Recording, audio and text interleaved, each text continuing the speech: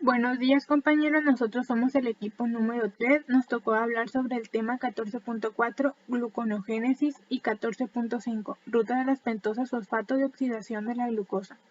Como apoyo estará Guillén Nava, Carmen Astrid, y como expositores estaremos Beltrán Villegas Maday Irichel y su servidora Rangel García Perla Clarisa.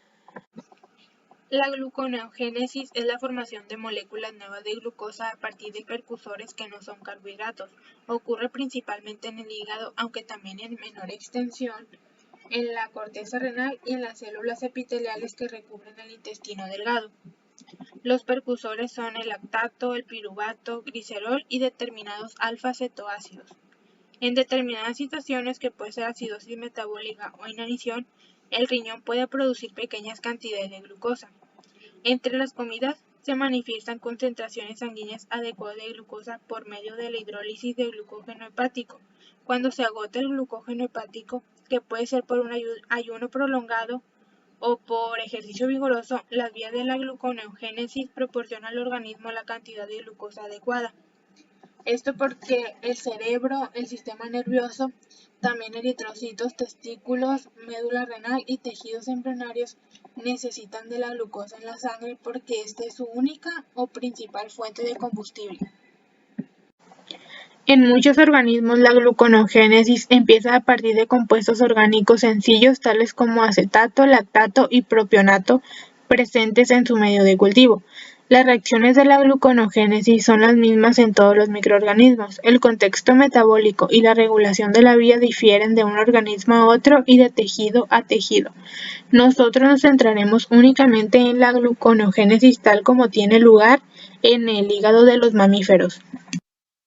La gluconeogénesis y la glucólisis no son rutas idénticas que transcurren en direcciones opuestas, aunque comparten varios pasos.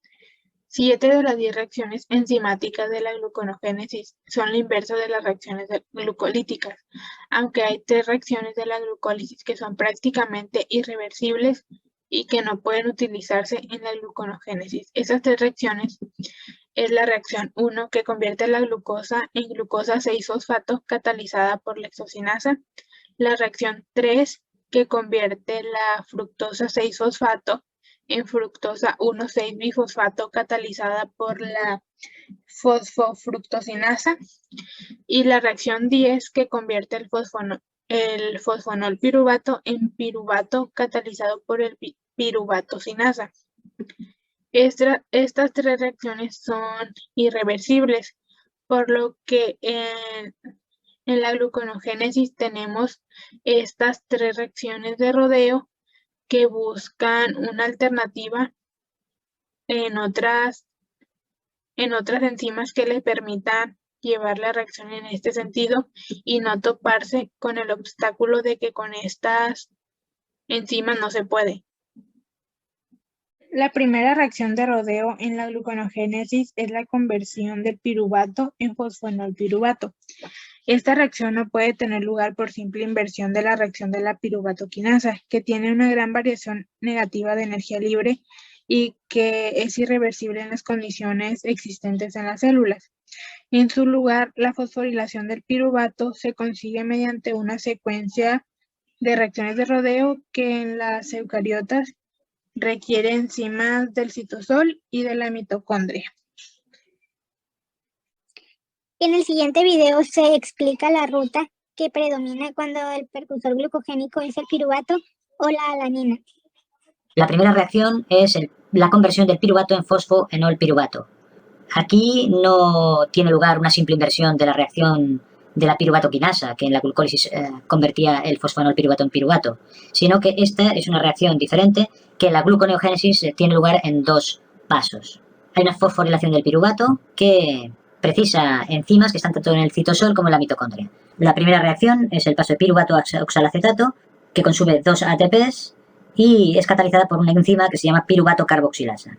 Después el oxalacetato se transformará en fosfoenolpiruvato y esto consumirá 2 GTP y es una reacción catalizada por la fosfoenolpiruvato carboxiquinasa o PEP carboxiquinasa. Ahora veamos con un poquito más de precisión esta primera reacción. ¿Qué es lo que ocurre? Que el piruvato tiene 3 carbonos, pasa desde el citosol a la mitocondria. Entonces, este piruvato dentro de la mitocondria sufrirá la acción de la enzima piruvato carboxilasa, que es una enzima mitocondrial, y se convertirá en oxalacetato, que tiene 4 carbonos. Para esta reacción de carboxilación del piruvato, la enzima piruvato carboxilasa precisa de un coenzima que es la biotina y que la utilizará como transportador de bicarbonato activado, que a su vez este bicarbonato activado se forma por la ionización del ácido carbónico producido a partir del CO2 y el H2O. Entonces, el piruvato dentro de la mitocondria se transformará en oxalacetato y para ello intervendrá el enzima piruvato carboxilasa, la biotina, bicarbonato y ATP. A continuación, el oxalacetato se tendrá que transformar en fosfoenolpiruvato. Pero hay un problema. Y es que la membrana mitocondrial no tiene transportador para el oxalacetato.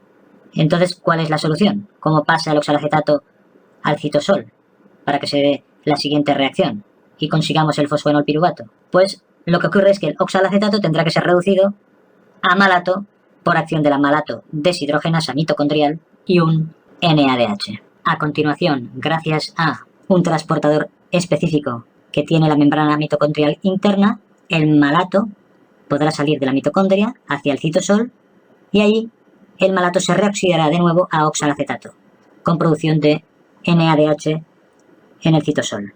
A partir de aquí viene esa segunda fase, ese segundo paso, esa segunda reacción, en el que el oxalacetato ya se podrá transformar, entonces convertir en fosfoenolpiruvato, como por la acción de la fosfoenolpiruvato carboxiquinasa, también escrita PEP carboxiquinasa.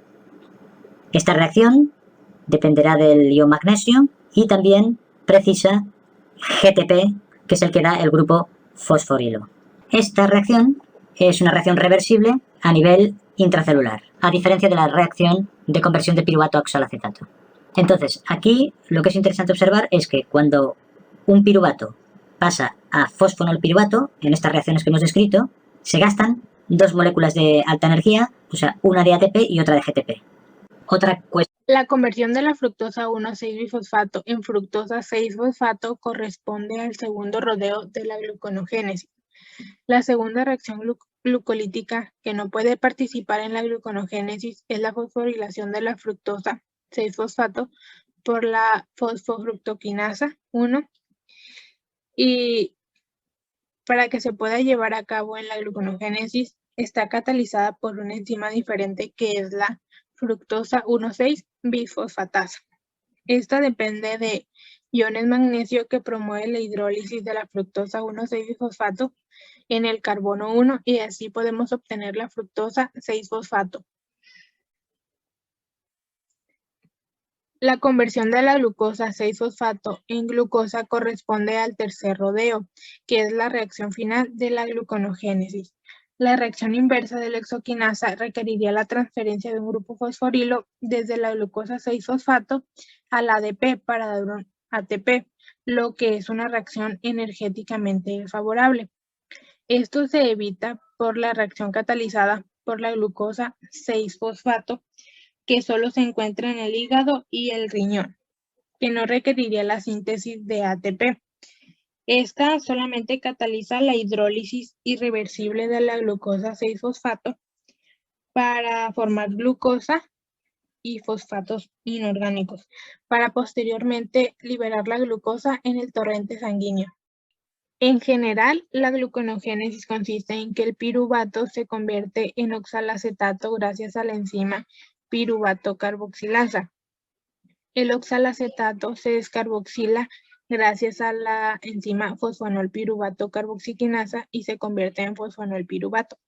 El fosfonolpiruvato se convierte en glicerato 2-fosfato gracias a una enzima enolasa y el glicerato 2-fosfato se convierte en glicerol 3-fosfato por la enzima fosfoglicerato mutasa, donde pasa un grupo fosfato del carbono 2 al carbono 3. Por la enzima fosfoglicerato mutasa se convierte en glicerato 1,3-disfosfato. Y por la enzima gliceraldehído 3-fosfato deshidrogenasa se convierte en gliceraldehído 3-fosfato. En este punto es donde se unen las dos vías de los dos piruvatos. donde tendríamos 2 gliceraldehído 3-fosfato. Uno de ellos se convierte en fosfato de hidroxiacetona por la enzima triofosfato isomerasa. Estos dos se unen y forman la fructosa 1,6-difosfato gracias a una enzima aldolasa. La fructosa 1,6-difosfato se convierte en fructosa 6-fosfato por la enzima fructosa 1,6-bisfosfatasa y esta se convierte en glucosa 6-fosfato por la fosfoglucosa isomerasa. Y finalmente la glucosa 6-fosfato se convierte en glucosa por la enzima glucosa 6-fosfatasa. Donde si se sigue el ciclo en sentido contrario, es el ciclo de la glucólisis.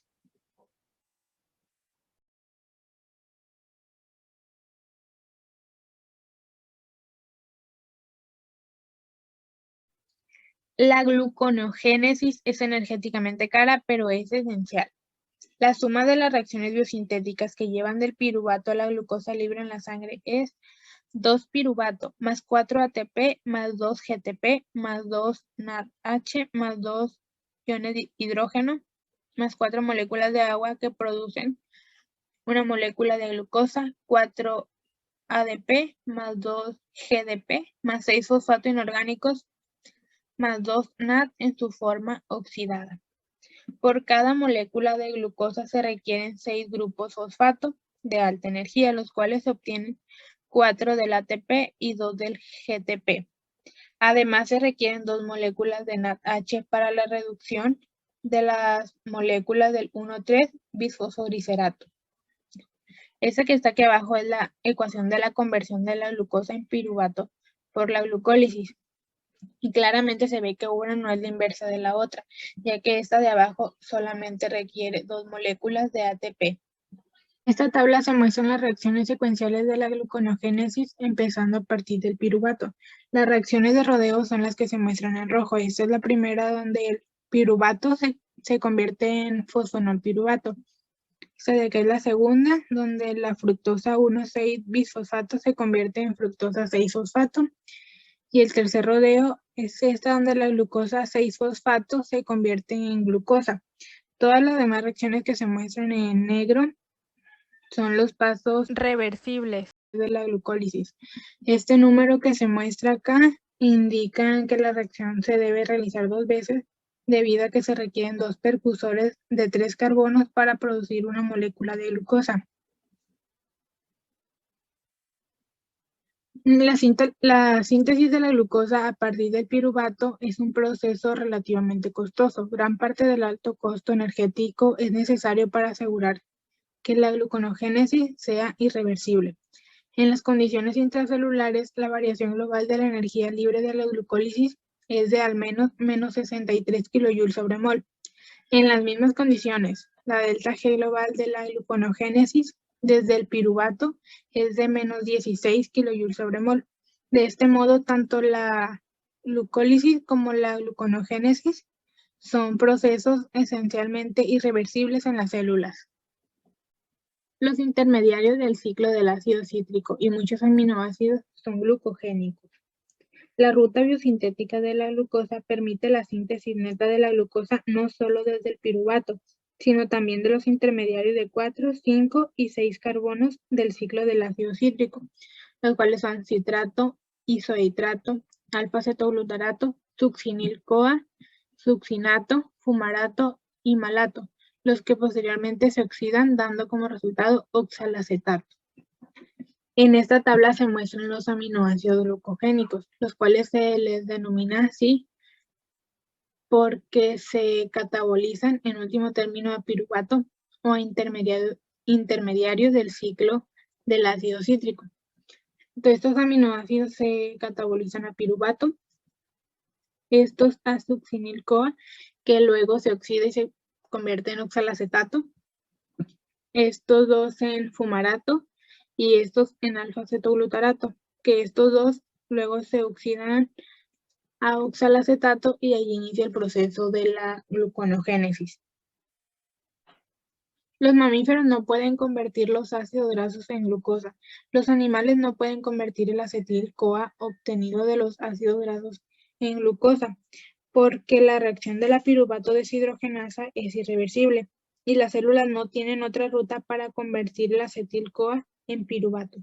Las plantas sí pueden porque tienen una ruta para convertir el acetil-CoA en oxalacetato, por lo que estos organismos pueden utilizar ácidos grasos como material de partida para la gluconeogénesis.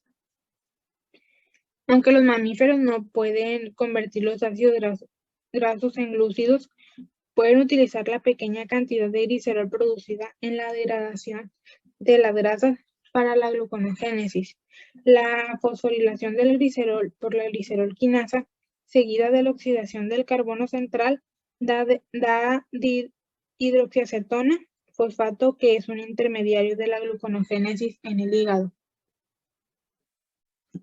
La glucólisis y la gluconeogénesis están reguladas de forma recíproca. Si se permitiese que la glucólisis y la gluconeogénesis tuvieran lugar simultáneamente a velocidad elevada, el resultado sería el consumo de ATP y la producción de calor. Por ejemplo, está la fosfofructosinasa y la fructosa 1,6-bisfosfatasa que catalizan reacciones opuestas, una de la glucólisis y otra de la gluconeogénesis. Si sumamos estas dos, obtendremos como resultado que se elimina la fructosa 6-fosfato con esta de acá, la fructosa 1,6-bifosfato como esta de acá, y como se dijo, se tendría como resultado el consumo de ATP y la producción de calor. Estas rutas están reguladas de manera que cuando aumenta el flujo de glucosa a través de la glucólisis, el flujo de piruvato hacia la glucosa disminuye y viceversa. Ruta de las pentosas fosfato, la oxidación de la glucosa. En la mayoría de los tejidos animales, el destino catabólico principal de la glucosa 6-fosfato es la degradación glucolítica a piruvato, gran parte de la cual se oxida por el ciclo del ácido cítrico, lo que lleva a la generación de ATP. La glucosa 6-fosfato tiene, sin embargo, otros destinos catabólicos que conducen a productos que son necesarios para la célula.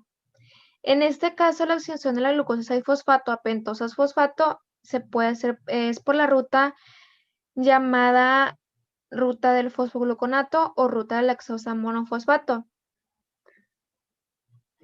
El NAD en su forma reducida, formado en la fase oxidativa, es utilizado para reducir el glutatión y para sostener la biosíntesis reductora. El otro producto de la fase oxidativa es la ribosa 5-fosfato, que sirve como precursor de nucleótidos, coenzimas, DNA y RNA. En las células que no utilizan ribosa 5-fosfato para la biosíntesis, esta fase oxidativa recicla 6 moléculas de la pentosa en 5 moléculas de la glucosa 6-fosfato, lo que esto permite una continua producción de NAD en su forma reducida y convierte la glucosa 6-fosfato en dióxido de carbono. La fase oxidativa produce pentosas fosfato y NADP en su forma reducida. La primera reacción de la ruta de las pentosas fosfato es la oxidación de la glucosa 6-fosfato en la glucosa 6-fosfodeshidrogenasa, que esta a su vez forma 6-fosfoglucono delta-lactona, que este es un éster intramolecular. El NADP en su forma oxidada es el aceptor electrónico. La lactona se hidroliza dando el ácido libre de 6-fosfogluconato por una lactonasa específica. Y en el paso siguiente, el 6-fosfogluconato se oxida y descarboxila por la 6-fosfogluconato deshidrogenasa, lo que hace que se forme una ribulosa 5-fosfato. La reacción genera una segunda molécula de NADP en su forma reducida. La fosfopentosa isomerasa convierte la ribulosa 5-fosfato en su isómero aldol. que es lo que estaba comentando esta parte. En algunos tejidos de la ruta de las pentosas, estas se acaba en un punto en que su ecuación global es como esta que se muestra aquí, que todo esto da como resultado la producción de NAD en su forma reducida, que es un reductor para las reacciones biosintéticas, y la ribosa 5-fosfato, que es un precursor de la síntesis de nucleótidos. La fase no oxidativa recicla las pentosas fosfato a glucosa 6-fosfato. En algunos tejidos en los que se requiere principalmente NAD en su forma reducida, las pentosas fosfato producidas en la fase oxidativa de la ruta se reciclan a glucosa 6-fosfato.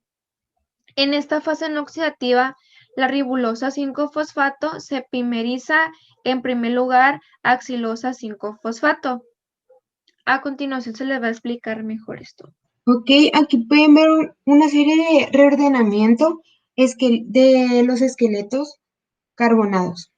6 azúcares fosfato de 5 carbonos, que sería la ribosa, se convierten en 5 azúcares de fosfato de 6 carbonos, completando el ciclo y permitiendo la oxidación del 6-fosfato. Y esto hace que se haga la producción de NADPH. Estas reacciones convierten pentosa fosfato en hexosa fosfato, lo que permite que las reacciones se continúen oxidando, que se ve aquí, que se continúan oxidando hasta llegar a los 6 carbonos. Cada reacción mostrada aquí es reversible. Bueno, como ven, iniciamos con 5 carbonos, se agregan 2 carbonos, se convierte a 7 carbonos y aquí se quitan 2 carbonos y se convierte a 3.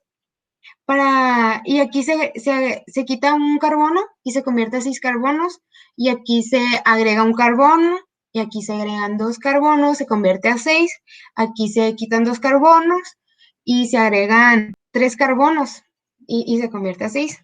Esto hace que se continúen oxidando para que llegue al ciclo de oxidación y haya la producción de NADPH. En estas rutas de interconversiones actúan dos enzimas de pentosas fosfato importantes, las cuales son la transcetolasa y la transaldolasa.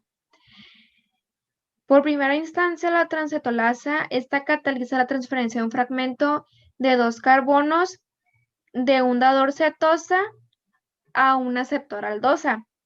En su primera aparición en la ruta de las pentosas fosfato, la transcetolasa transfiere el carbono 1 y carbono 2 de la xilusa 5-fosfato a la ribosa 5-fosfato, haciendo que se forme la C-deoctulosa 7-fosfato.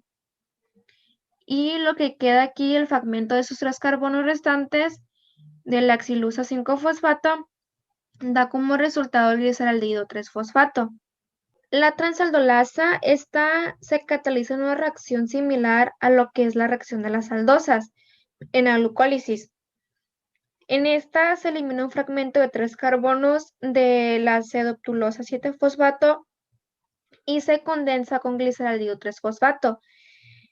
Esto da como resultado o forma la fructosa 6-fosfato y la tretosa eritrosa 4-fosfato. En el caso de la transcetolasa, esta requiere un cofactor que es la tiamina pirofosfato, que se abrevia con las letras TPP. Esta estabiliza un carbonión de 2 carbonos en esta reacción, de la misma forma que lo hace en la reacción de piruvato descarboxilasa. ¿Por qué Pitágoras no comía falafel? Las habas son un ingrediente del falafel, que estas han sido una fuente importante de alimentación en el Mediterráneo y en el Oriente Medio. Pitágoras en su tiempo prohibió comer habas a sus seguidores, debido a que hacían que mucha gente sufriese la enfermedad que es llamada fabismo, y esta podía llegar a ser fatal. En el fabismo, los eritrocitos empiezan a alisarse al cabo de unas 24 a 48 horas, y esto da como resultado la liberación de hemoglobina en la sangre. En esta se produce ictiresia y a veces llega a presentarse fallo renal. En el favismo pueden observarse síntomas similares tras la ingesta del medicamento antimalárico primaquina, como las sulfamidas, o también tras la exposición a ciertos herbicidas. Todos estos síntomas tienen una base genética que viene siendo la deficiencia de glucosa 6-fosfato deshidrogenasa, que esta afecta a unos 400 millones de personas casi en todo el mundo. Y la mayor parte de las personas que presentan una deficiencia de la glucosa 6-fosfato deshidrogenasa son asintomáticos. Para que estos lleguen a producir síntomas clínicos, tiene que haberse una combinación de la deficiencia de glucosa 6-fosfato deshidrogenasa con algunos factores medioambientales. La glucosa 6-fosfato deshidrogenasa cataliza el primer paso de la ruta de las pentosas fosfato, que este produce NADP en su forma reducida. Este reductor es esencial para muchas rutas biosintéticas, ya que este protege a las células de las lesiones oxidativas por peróxido de hidrógeno y también por radicales libres superóxido que son muy oxidantes. En esta imagen se muestra el papel del NADP reducido de glutatión en la protección de las células frente a derivados del oxígeno altamente reactivos. En este caso, el glutatión protege a las células destruyendo el peróxido de hidrógeno y los radicales hidroxilo libres. Esto hace que se produzca una regeneración de glutatión reducido a partir de su forma oxidada, que este necesita a su vez NADPH reducido producido por la reacción de la glucosa 6-fosfato deshidrogenasa. Esto es un complemento de lo que se mencionaba anteriormente de la transaldolasa y la transcetolasa, que estos son intermedios carboniones estabilizados por las interacciones covalentes. En este primer ejemplo, la transaldolasa, el anillo de la timina pirofosfato estabiliza el carbonión en el grupo dihidroxetilo transportado por la transcetolasa. Esto para la acción de la tiamina pirofosfato. En este segundo ejemplo, la transcetolasa, en esta reacción, la base de Schiff protonada formada entre el grupo delta amino lateral de una lisina y el sustrato estabiliza un carbonión en el carbono 3 formado después de la ruptura aldólica. Un defecto en la transcetolasa agrava el síndrome de Wernicke-Korsakoff. Este síndrome es una enfermedad causada por la carencia grave de tiamina, que es un componente de la tiamina pirofosfato. Este síndrome es una forma inusual de amnesia que combina dos trastornos, que son la encefalopatía de Wernicke y el síndrome de Korsakoff, que son los nombres que lleva este síndrome. Como se mencionaba, esta enfermedad es causada por una carencia grave de la tiamina, que es un componente de la tiamina pirofosfato.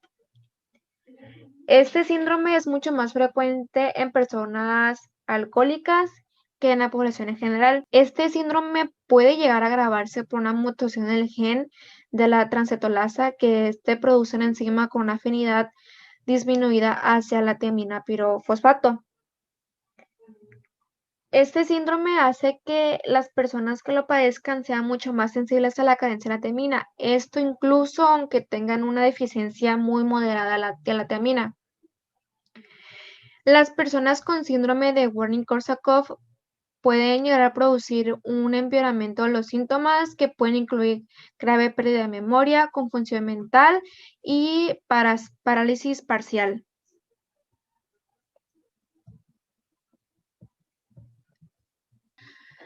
La glucosa 6-fosfato se reparte entre la glucólisis y la ruta de las pentosas fosfato. Lo que hace que la glucosa 6-fosfato entre en la glucólisis o en la ruta de las pentosas fosfato depende de las necesidades momentáneas de la célula y de la concentración de NADP oxidado que hay en el citosol. Sin este aceptor electrónico no se puede llegar a producir la primera reacción de la ruta de las pentosas fosfato, que esta es catalizada por la glucosa 6-fosfato deshidrogenasa. Cuando una célula está convirtiendo rápidamente el NADP reducido en NADP oxidado, en reducciones biosintéticas hace que haya un aumento de NADP oxidado. Este aumento hace que se estimule alostéricamente la glucosa 6-fosfato deshidrogenasa, incrementando de ese modo el flujo de glucosa 6-fosfato a través de la ruta de las pentosas fosfato.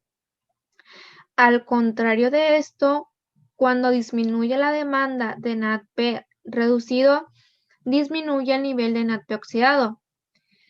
La ruta de las pentosas fosfato se hace mucho más lenta y en su lugar la glucosa 6-fosfato se utiliza como combustible para la glucólisis. La ruta de las pentosas fosfato oxidación de la glucosa. Esta ruta oxidativa de las pentosas fosfato da lugar a la oxidación y descarboxilación de la glucosa 6-fosfato en el carbono 1, haciendo que el NADP oxidado se reduzca a NADP reducido y se formen pentosas fosfato. En la primera fase de la ruta de las pentosas fosfato hay dos oxidaciones que convierten la glucosa 6-fosfato en ribosa 5-fosfato y reducen el NADP oxidado a NADP reducido. Una segunda fase comprende los pasos no oxidativos que convierten las pentosas fosfato en glucosa 6-fosfato, lo cual hace que empiece de nuevo el ciclo. El NADP reducido en la regulación del reparto de la glucosa 6-fosfato entre la glucólisis y la ruta de las pentosas se lleva a cabo cuando se forma NADP reducido más rápidamente de lo que se utiliza para la biosíntesis y la reducción de glutatión. Cuando se forma más NADP reducido más rápidamente de lo que se utiliza para la biosíntesis y la reducción de glutatión, hace que se aumente la concentración de NADP reducido, haciendo que éste inhiba el primer enzima de la ruta de las pentosas fosfato. Y el resultado es que hay más glucosa 6-fosfato disponible para la glucólisis. Muchas gracias por su atención.